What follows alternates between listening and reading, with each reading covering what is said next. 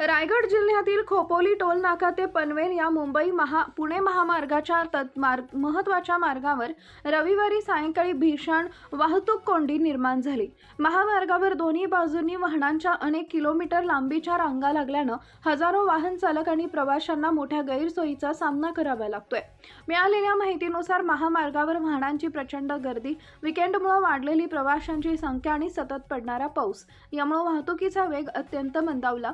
परिणामी अनेक ठिकाणी वाहतूक पूर्णपणे ठप्प झाली असून कार, बस, ट्रक, कंटेनर आणि इतर अवजड वाहने रस्त्यावरच अडकून पडली आहेत। घटनास्थळी वाहतूक पोलीस, स्थानिक पोलीस प्रशासन आणि ग्रामस्थ वाहतूक सुरळीत करण्यासाठी प्रयत्नशील आहेत। वाहतूक कोंडी कमी करण्यासाठी वाहनांचं नियोजन करून टप्प्याटप्प्यानं वाहनं पुढे सोडली जातात। मात्र वाहनांची संख्या मोठी असल्यानं परिस्थिती पूर्णपणे पूर्ववत होण्यासाठी काही वेळ लागण्याची शक्यता व्यक्त केली जाते।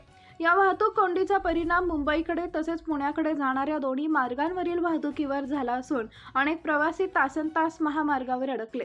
काही ठिकाणी रुग्णवाहिका आणि अत्यावश्यक सेवांच्या वाहनांनाही मार्ग काढण्यात अडचणी येत असल्याची माहिती समोर येते।